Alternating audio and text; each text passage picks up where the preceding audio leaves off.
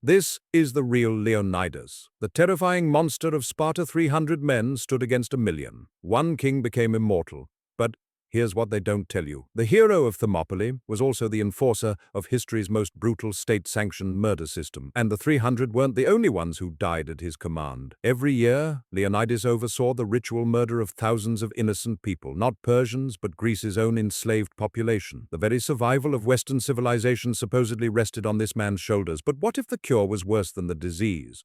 By the end of this video, you'll understand why the real Leonidas was simultaneously Greece's greatest hero and its most efficient monster. You'll discover the horrifying training that created the 300 children forced to murder for food, why Leonidas chose death over tactical withdrawal, and who really paid the price, and the systematic genocide he enforced that makes Persian barbarism look civilized. You think you know this story, the noble king, the impossible odds, the ultimate sacrifice. But hidden beneath the bronze and legend is a mathematical impossibility that shatters the myth. 300 versus 1,000,000, except the real numbers tell a different story. Here's the darker math no one mentions. 7 Helots murdered for every 1 Spartan citizen every single year. That's not war, that's systematic extermination. 3 mysteries haunt the real Thermopylae. What happened to the Helot rebellion of 490 BC that Leonidas crushed? Why did a tactical genius choose certain death when retreat was possible? And what was the Krypteia, the secret murder program that Leonidas himself survived and later commanded? To understand how one man could be both savior and monster, we need to go back to a blood-soaked December night in 490 BC. Sparta wasn't just a city-state, it was a prison camp masquerading as a civilization. By 490 BC, when our story begins, this military machine ran on a simple, terrifying equation: complete dominance through complete brutality. But here's what the histories won't tell you. Sparta's greatest enemy wasn't Persia. It was the 250,000 human beings they kept in chains. Meet the key players in this tragedy. Leonidas, whose name means lion's son, wasn't born to be king. He was the third son, the spare, hardened by a childhood that would break most adults. His half-brother Cleomenes, the mad king, whose mysterious death would clear Leonidas's path to power, and Gorgo, Leonidas's niece and wife. Yes, you heard that correctly. The only woman in Sparta who could speak in the assembly, forged from the same iron as her husband. The number is staggering: 7 Helots for every Spartan citizen. These weren't foreign captives, but Greeks, descendants of the original inhabitants, reduced to agricultural slaves. Every autumn, Sparta declared war on its own population. Not metaphorical war, actual legal war. This meant any Spartan could kill any Helot without consequence. They called it maintaining order. We call it state terrorism. Listen carefully. You can almost hear the bronze on bronze as we examine Sparta's power structure.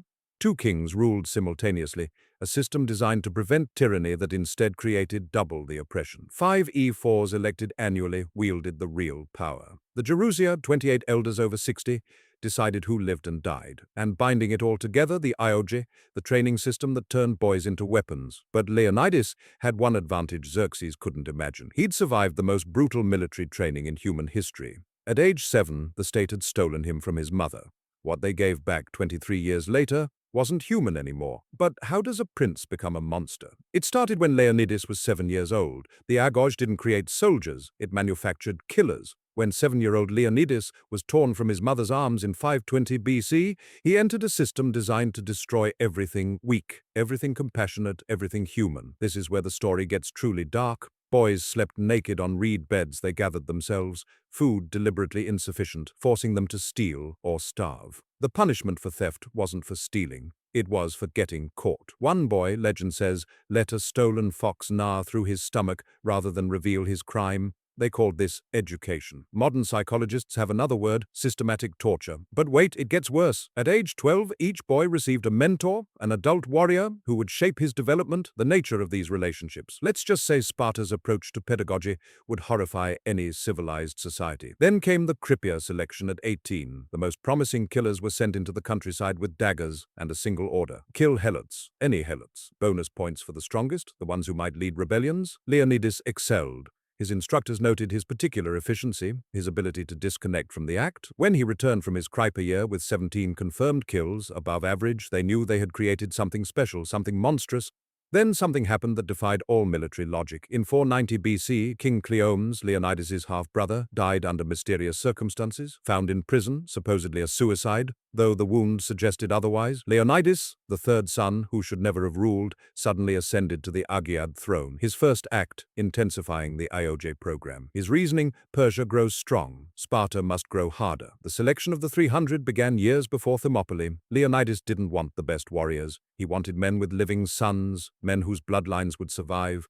But hidden in plain sight was an even more shocking truth. Each Spartan would bring 7 Helots as support. That's 2,100 enslaved humans marching to certain death, their names erased from every record. Here's the part they cut from the movie: the physical transformation. By age 30, a Spartan warrior's body told the story of the Agoge.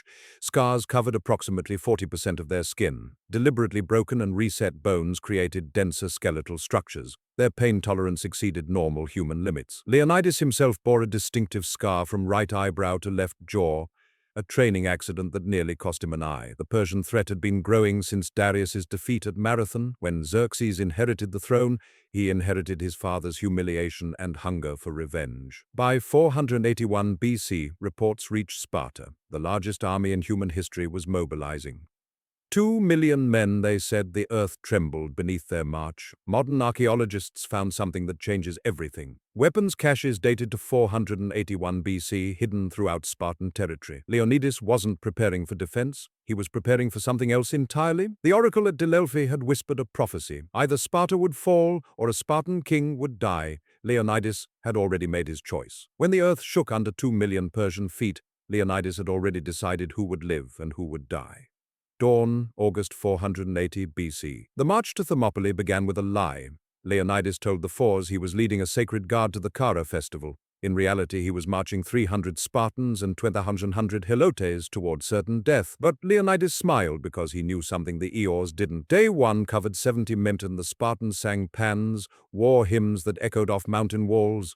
Behind them, silent and loaded like pack animals, the Helots carried the real weight: spare shields, replacement spears, food for warriors who saw them as expendable equipment. The ground literally changed color from the dust of their passage. But here's what really happened. 6,700 other Greeks joined them: Thespians, Thebans, Corinthians, Arcadians.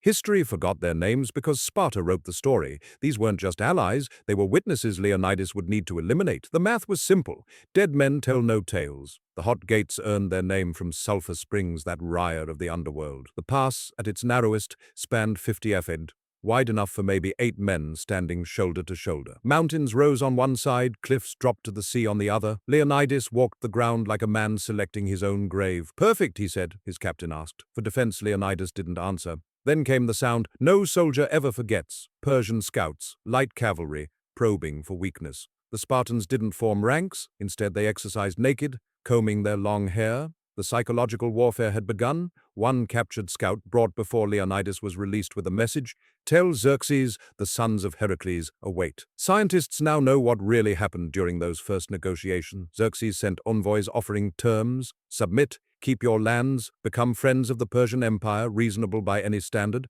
Leonidas's response: he had the messengers watch as Spartans executed a group of Helots for cowardice, a demonstration of Spartan justice. The message was clear: we are not reasonable men. The war council that night revealed fractures in the Greek alliance. The Phocians wanted to defend the mountain path. The Arcadians suggested naval support, but Leonidas had already positioned his Spartans at the narrowest point, claiming the honor of first contact. What followed defied every rule of ancient warfare.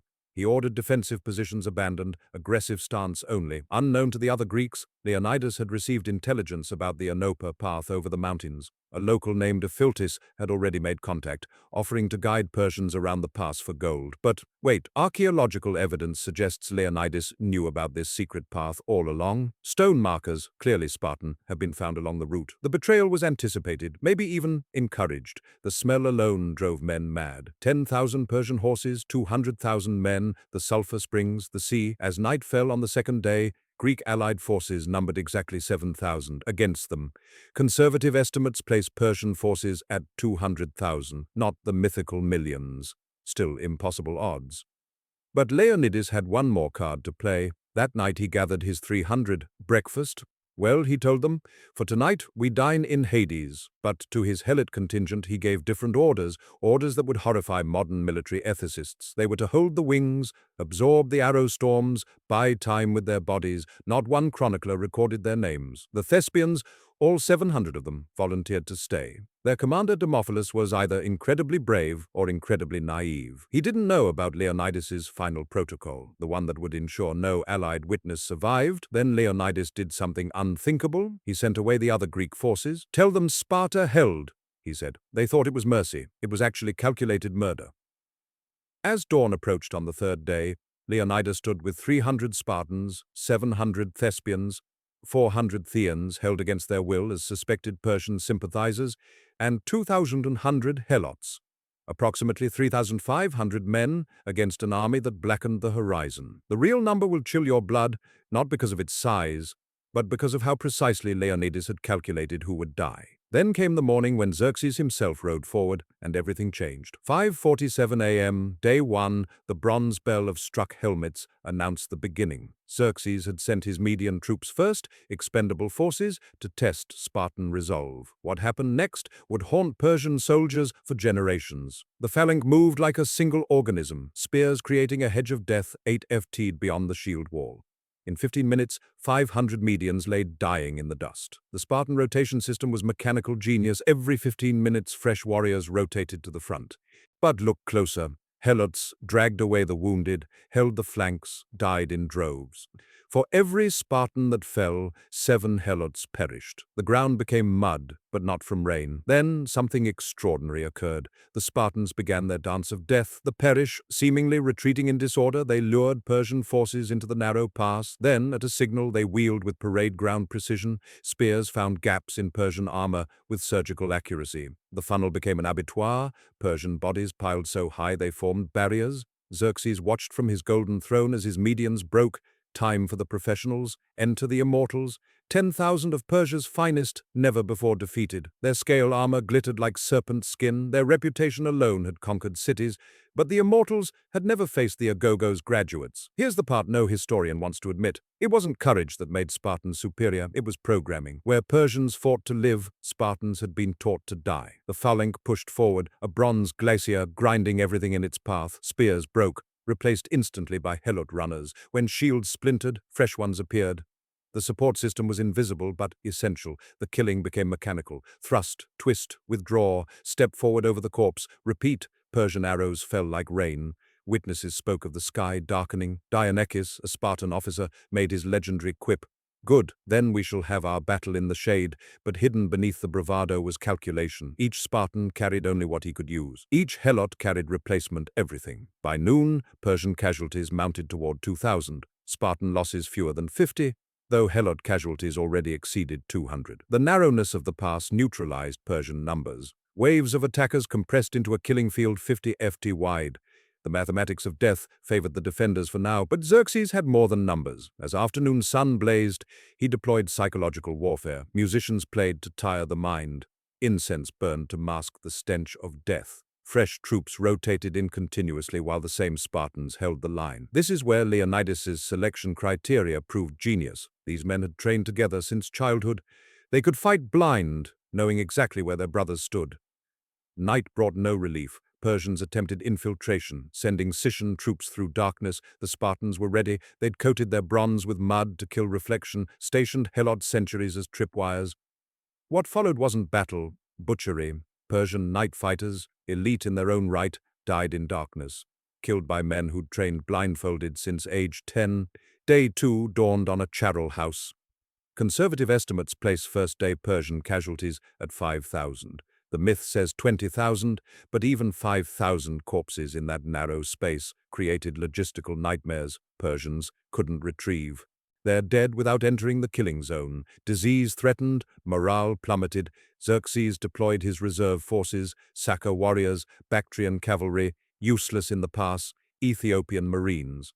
But then came the first crack in Spartan invincibility. Leonidas's own brother, Dorieras, took an arrow through the eye slit of his helmet. As he fell, Leonidas showed no emotion. The Agoge had burned such weakness away. But the other Greeks saw something that changed everything. Spartans could die. The second day's fighting reached new levels of savagery. Persians adopted Spartan tactics, pushing with shields, trying to compress the battlefield further. For the first time, the phalanx buckled. Alphas and Maron, sons of the same Spartan family, died within minutes of each other. The Thespians, fighting alongside, began to grasp the mathematics. At this rate, they had hours, not days. Then came Xerxes' masterstroke. He offered a noon truce, ostensibly to collect the dead. During this pause, he had Leonidas shown something, captured Greek scouts, men who discovered Persian forces moving along the mountain path. The betrayal was complete. Ephialus had sold the passage for 30 talents of gold. Listen to what happened next, because it defies all military logic. Any competent commander would retreat, save the army, fight another day. Leonidas had hours before encirclement. The pass could be abandoned. Lives could be saved. Instead, he smiled, that cold reptilian expression the Agoge perfected. Continue, he ordered. The afternoon fighting reached crescendos of violence. Persians threw everything, fire arrows attacking in waves designed to exhaust elite units mixed with fodder to confuse targeting. The Spartan response was a technique called the oismos, a massive push designed to use the phalanx weight as a weapon. Men in the rear ranks literally pushed those in front, creating pressure that crushed Persian formations. But the cost mounted. Proclus, the Spartan Olympic victor, fell with 17 wounds. Eurytus, despite being nearly blind from an eye infection, demanded to be led to the line. He died within minutes, but took 6 Persians with him. These weren't just casualties. They were the erosion of irreplaceable expertise. As dusk fell on the second day, a war council convened. The Phocian contingent guarding the mountain path reported Persian movement. Encirclement was perhaps 6 hours away. This was the moment of decision. Flee or die. The Thespian commander Demophilus spoke first. "We stand with Sparta," noble words that signed 700 death warrants. But Leonidas's response revealed the monster beneath the hero. He dismissed the allied contingents, all except the Thespians who'd volunteered, and the Theans he suspected of Persian sympathies. To his captain, he gave orders that would chill your blood. When encirclement comes, ensure no one escapes. No one, the captain understood. This wasn't about glory. It was about controlling the narrative. That night, Leonidas prepared his final gambit. He gathered the 300, now reduced to perhaps 250 effectives.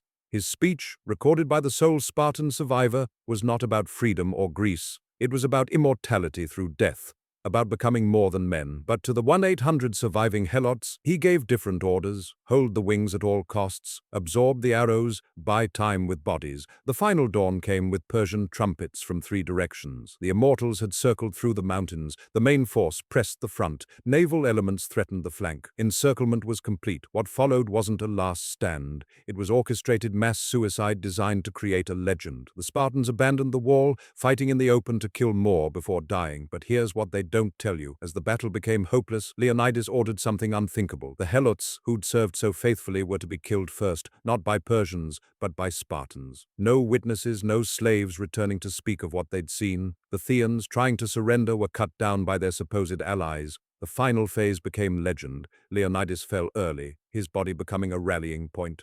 Persians and Spartans literally fought over his corpse. When spears broke, they fought with swords. When swords broke with hands and teeth, Dionys, the wit, died snarling jokes. The final group made their stand on a small hill, now marked by a lion monument. But the ending came not with swords, but arrows. Xerxes, perhaps sickened by the casualties, modern estimates suggest 20,000 Persians dead for 4,000 Greeks, ordered his archers to finish it. The sky truly did go dark then. Arrows fell so thick that bodies looked like pin cushions. The last Spartan standing, name unknown, was found with over 40 arrows in his shield, still upright in death. As Leonidas fell, pierced by 20 arrows, he smiled because death was just the beginning of his plan. The final stand, dissected minute by minute, reveals the true horror. 6:15 a.m., encirclement complete. 6:45 a.m., Leonidas orders the advance into open ground. 7:30 a.m., Leonidas falls. Fighting begins over his body. 8 a.m., surviving Spartans reform on the hillock. 8:30 a.m., arrow storm begins. 8:47 a.m., last recorded movement. In 2 hours and 32 minutes, 3,500 Greeks died. But the mathematics hide darker truths. Immediately after the battle, Xerxes ordered a body count. Persian dead, between 15,000 and 20,000, including 2 of Xerxes' own brothers. Greek dead, approximately 4,000. But the proportions tell the real story. Of 300 Spartans, 298 died. 2 had been sent away as messengers. Of 700 Thespians, none survived. Of 400 Theans, none survived. Of 200 Helots. Here's where the records go suspiciously silent. What happened to Leonidas's body violates every rule of ancient warfare. Xerxes, in rage over his losses, ordered it crucified and beheaded. Sacrilege by both Greek and Persian standards. But the mutilation served Leonidas' purpose. It transformed a military defeat into a martyrdom. The headless king became more powerful than the living one ever was. But wait, 2 Spartans survived, and their fate reveals Sparta's true nature. Aristomus, sent away with an eye infection, returned to Sparta in shame. Despite fighting heroically a year later at Plateau, seeking death in battle, he was never forgiven. Pantites, sent as a messenger, hanged himself rather than face Spartan contempt. Survival was the only unforgivable sin. The immediate political aftermath was calculation masked as grief. The 700 Thespians who died. Their city-state was too small to dispute Sparta's version. The 400 Theans, branded as traitors who tried to surrender, their reputation destroyed. The thousands of other Greeks who'd fought earlier, edited from the story. But the 200 Helots, they simply vanished from history as Leonidas intended. Here's something that changes everything. Archaeological evidence from the battle site. Mass graves were found, yes, but separated by class, even in death. The Spartan remains identified by their bronze were buried with honors, but surrounding them in unmarked pits, thousands of skeletons showing signs of violence. Not all from Persian weapons. Some wounds match Spartan spear patterns. The killing of witnesses had been thorough. The cover-up began immediately. Spartan survivors, the messengers sent away before the final battle, spread a carefully crafted narrative. 300 Spartans against 1,000,000 Persians. No mention of allies until pressed. No mention of Helots ever. The story spread faster than truth could catch it. By the time accurate accounts arrived, myth had replaced memory. But Thermopylae's greatest deception wasn't about numbers. It was about what kind of man Leonidas really was. In Sparta, his death triggered not mourning, but intensification. The Agoge became harsher, the Krypteia murders increased. The Helot population, hearing whispered truths about Thermopylae, grew restive. Sparta's response? More blood, more control, more monuments to their glorious dead. The Greek city-state's reaction was exactly what Leonidas had calculated. His death became a rallying cry, uniting fractious Greeks against Persia. Within a year, Greek forces would crush Xerxes at Salamis and Plateau. The sacrifice had worked. Not the 300 sacrifice, but the 4,000s, and none of them had been asked if they wanted to be martyrs. Modern forensics reveal more uncomfortable truths. Skeletal analysis shows malnutrition in the Helot remains, men who marched to war already weakened by deliberate starvation. Weapon distribution patterns suggest Helots were placed specifically to absorb missile fire. They weren't auxiliary troops, they were human shields, and archaeology proves it. Then something happened that Sparta couldn't control. Veterans talked, not Spartans, but allies who'd been dismissed before the final day. They spoke of Leonidas's strange orders, of Helots herded like cattle, of the Theban betrayal that looked more like murder. But these voices were drowned in the thunder of Sparta's propaganda machine. The transformation was complete. A tactical defeat became strategic victory. A king who chose death over shameful survival became the model for Western military virtue. And 200 murdered slaves, they became nothing, not even a footnote, just as Leonidas had planned when he smiled through those 20 arrows. But Thermopylae's greatest deception wasn't about numbers. It was about what kind of man Leonidas really was. The myth-making process began before the blood dried. Within a generation, 7,000 defenders became 300. Allied Greeks vanished from memory. The Helots, they never existed in the official version. Herodotus, writing just 50 years later, already reported the legend over facts. By the time Plutarch wrote, Thermopylae had become pure propaganda, a story about freedom defended by history's least free society. But Leonidas had embodied Spartan values perfectly. This was a society that institutionalized child abuse, that murdered its enslaved population annually, that saw compassion as weakness. The ego that created Leonidas created monsters by design. Modern archaeological evidence from Spartan sites reveals mass graves, children's bones showing signs of fatal trauma, confirmation of ancient rumors about exposure of imperfect infants. Consider what we celebrate when we honor the 300. These weren't freedom fighters. They were the enforcement arm of a totalitarian state. Sparta had no art, no philosophy, no culture beyond war. While Athens built the Parthenon, Sparta built nothing but soldiers. While Socrates questioned, Spartans only obeyed. The defenders of Western civilization represented its darkest possible path. The Krypteia, which Leonidas had survived and commanded, deserved special attention. Each year, Sparta declared war on its Helot population. Not metaphorical war, but legal authorization for murder. Young Spartans would hunt human beings for sport, targeting the strongest, the smartest, anyone who might lead resistance. Conservative estimates suggest 2,000 Helot deaths annually. Across Sparta's centuries of dominance, we're talking about systematic murder approaching genocide. Here's the historical irony. Sparta's brutal system ultimately destroyed it. By 371 BC, barely a century after Thermopylae, Spartan military dominance was broken forever at LRA. Why? They'd killed too many of their own people. The Spartan citizen population had shrunk to unsustainable levels. The Helots they'd terrorized for centuries finally broke free. The city that lived by the spear, quite literally, died by it. But the myth outlived the reality. Romans admired Spartan discipline. Renaissance thinkers praised their sacrifice. Modern military myths study Thermopylae as heroic last stand. Films glorify the 300 while forgetting the 6,700, especially the 2,100 enslaved humans who died unnamed. We've transformed a slave society's enforcers into freedom's champions. Ask yourself this question. If Leonidas returned today, what would he recognize? Not democracy, which Sparta despised, not individual freedom, which Sparta crushed, not mercy, which Sparta saw as weakness. He'd recognize only the willingness to sacrifice lesser people for greater causes. He'd recognize the strong crushing the weak and calling it virtue. The real lesson of Thermopylae isn't about courage or sacrifice. It's about how history gets written by the survivors, how propaganda becomes truth, how we mistake brutality for strength. 300 men did stand against an empire, but they stood on the bones of thousands more. Now you know the truth. The lion's son was exactly what Sparta made him, a perfect killer who died perfectly, ensuring his victims' silence. Some monsters wear lion skins, some monsters become heroes, and sometimes 2,500 years isn't long enough to wash the blood away.